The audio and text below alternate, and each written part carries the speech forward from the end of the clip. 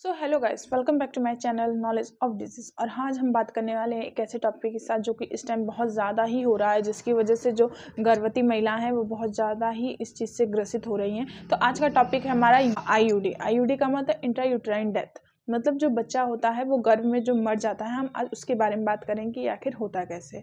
शिशु के जन्म होने की खुशी एक अलग खुशी होती है, लेकिन जब एक शिशु अपने माँ के गर्भ में मर जाता है तब उसका सदमा व्यवहारिक और भावनात्मक रूप से दोनों तरफ से बहुत ज़्यादा सदमे से भरा होता है, क्योंकि उससे उबरना बहुत मुश्किल होता है एक माँ के लिए। क्योंकि वो 8 महीने के अंदर बहुत सारे सपने देखते हैं अपने बच्चे के लिए कि वो क्या करेगी, कैसे करेगी, किस तरह करेगी। लेकिन इसके बीच आईयूडी होना, बच्चे का मर जाना गर्भ में, ये बहुत ज़्यादा बहुत ही दर्दनाक होता है। और ये किस लिए होता है, कैसे होता है, इसके बारे में आज हम डिस्कस करेंगे। तो चलिए बिना समय गवाए स्टार्ट करते हैं कि आईयूडी होता क्या है। गर्भ अवस्था के दौरान 28 हफ्ता मतलब 28 सप्ताह के बीच में जो बच्चे की डेथ होती है, मतलब वो गर्भ के अंदर मर जाता है, जो कि एक गर्भवती महिला होती है जिसका बच्चा होता है, मतलब इंतज़ार होता है, और 8वें महीने में उसकी डेथ हो जाती है, तो उसको हम स्टिल बर्थ बोलते हैं, या फिर इसको आईयूडी इंट्रायूटेराइन डेथ या फिर इंट्रा पोस्टमार्टम डेथ भी बोला जाता है। इसका जो आंकड़ा है वो इस टाइम अपने भारत में सबसे ज़्यादा है, अलग देशों में से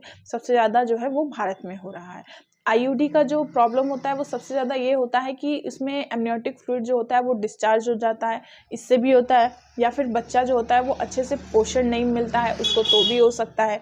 मम्मी की एज, ये सारी बातें हम आगे अभी डिस्कस करेंगे आपके कि इसमें आखिर कारण क्या क्या होते हैं कि आईयूडी की प्रॉब्लम एक गर्भवती महिला को हो जाती है। अब हम बात करते हैं कि इसमें कारण क्या क्या होते हैं। इसमें प्लेसेंटा का डिफेक्ट होना, मतलब जो आपका अपरा होता है वो अगर डिफेक्टिव होता है तो भी जो होता है बेबी की, उसकी डेथ हो जाती है। ठीक है, मेडिसिन होता है, लाइफस्टाइल होती है, एज होती है, और ब्लीडिंग होती है। जब किसी लेडी को खून आने लगे, मतलब ब्लीडिंग आने लगती है वेजाइना के थ्रू, तो भी ऐसा होता है कि बच्चा मर जाता है। और या फिर एमनियोटिक फ्लूइड डिस्चार्ज होता है, तो भी एमनियोटिक फ्लूइड मतलब होता है कि जो हमारे गर्भ के अंदर, जो महिला के गर्भ के अंदर जो पानी होता है जिसमें बच्चा रहता है, अगर वो भी निकलने लगता है तो भी बच्चे की मौत हो जाती है गर्भ में।